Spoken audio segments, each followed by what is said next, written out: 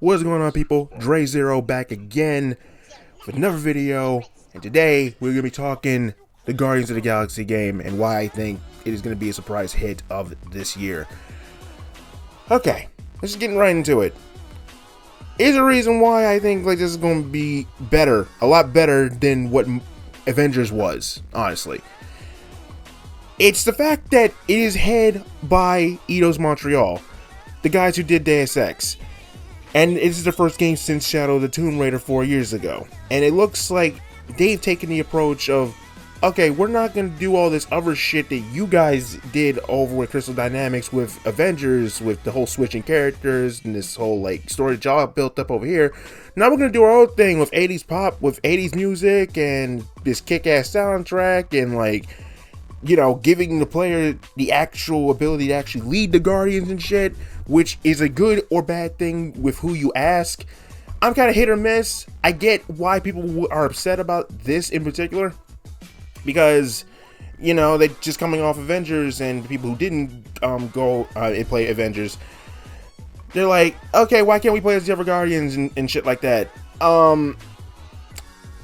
It would have been nice. However, with how they have managed to do this with everything that we've seen so far, and I'll be honest with you, I was not sold on this when they first showed it off at E3 a few months back, but now with what we know and what's been coming out left and right over the past few days, I am more than okay with what has been presented to me and how they've given everything.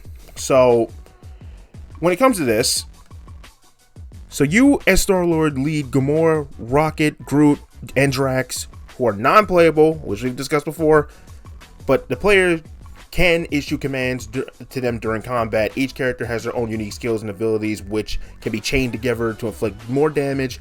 As a player combats enemies, a meter will build up to allow players to unleash a special ability known as the Team Huddle, which prompts Star-Lord to create a motivational speech and play an 80s track or something from the original soundtrack. I'm hoping of this, because if you guys listen to the actual 2 tracks that we got out from the Star-Lord band so far, it is I did not expect this shit. This is the great shit. To inspire his teammates, a good speech will grant the other Guardians gameplay benefits through Star-Lord's abilities. Those Star-Lord's abilities will be boosted regardless of what the quality of the speech is.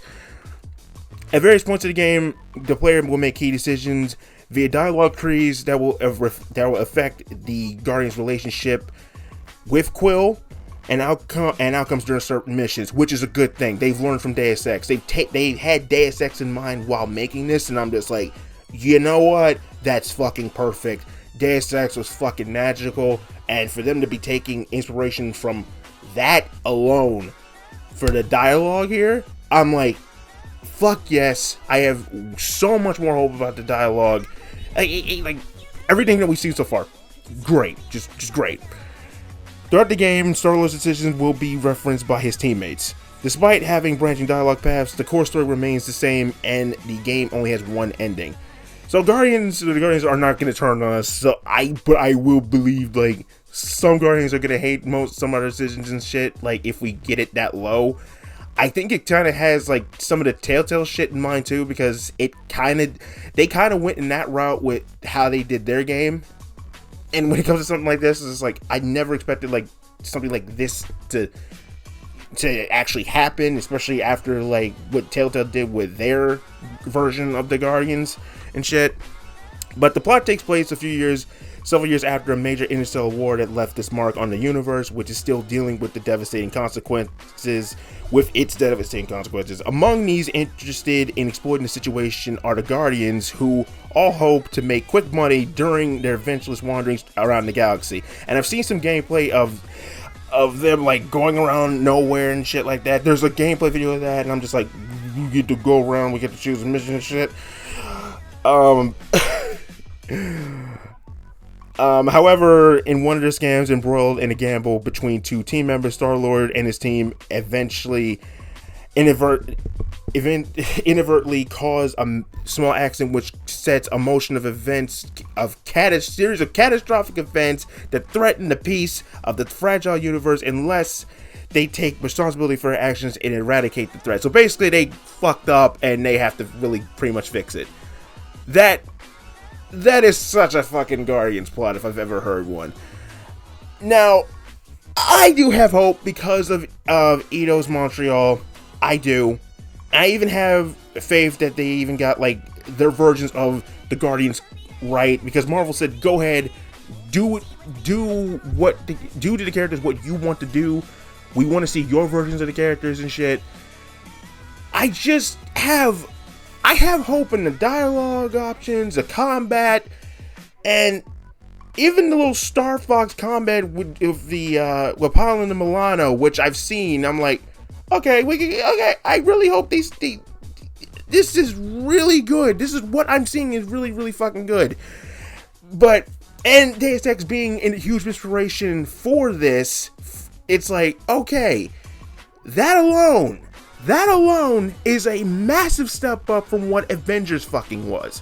And Avengers bored the piss out of me. I'm just going to flat out say it. Marvel's Avengers bored the absolute piss out of me.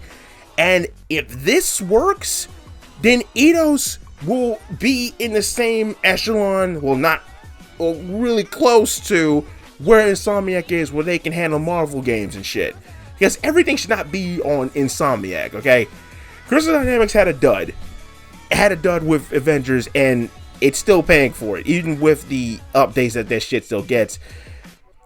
They did the right route while going in this direction with this game for me, for personally in my eyes. So that being said, I have hope. I have good hopes for this game. I'm not saying high hopes, because last time I had high hopes for something, it blew back up in my face and involved Keanu Reeves. I'm just going to leave that one alone. I'm going to leave that obvious one alone. I'm really hoping for the best for this game, that Eidos-Montreal does hit a home run with this thing, and it does get a sequel and shit like that, so they can join Insomniac and the whole we can do superhero games really fucking well, because it shouldn't all be on Insomniac. And again, after Crystal Dynamics Avengers, I feel like that being such a dud, it's like, and yes, it still has players, it still has a player fan base, I get it and shit. At least with this, it's like after E3 and everyone kind of slammed on it, it's like it came back with a vengeance and said like, hey, we're not gonna be like what happened to Avengers. Okay, with what we are seeing, with how much gameplay and other shit that we've seen, even the fucking soundtrack, they went hard on the soundtrack for this shit. It's like they didn't even have to fucking do all that, and I appreciate shit like that. In Peter's origin with Star-Lord in itself, it's just like it got his name from a fucking band. I love that kind of shit. So I really do have hopes this will do well next week when it does come out. So my rambling ass aside, Eidos-Montreal, I do hope you have a home run on your hands, and I will be playing it next week. So yeah, there you go. Dre Zero signing out. Peace. See you when I sees you. Can't wait to strap up them jet boots and start shooting them elemental blasters and calling the shots with the Guardians. I can't wait for this one. I really do believe this is gonna be a surprise to people when this actually does release. And and it does like null the dismay in the air with oh, you wanna play Star-Lord, what the fuck? And when the sequel does come out, like that kind of gets corrected as shit. I mean, because you could like play as the other Guardians but still do the team huddle shit as Star-Lord and all that. It's like they could do it like that in this game if this does well. Just think about that. Anyway, I'm rambling again. I'm getting out of here. Later.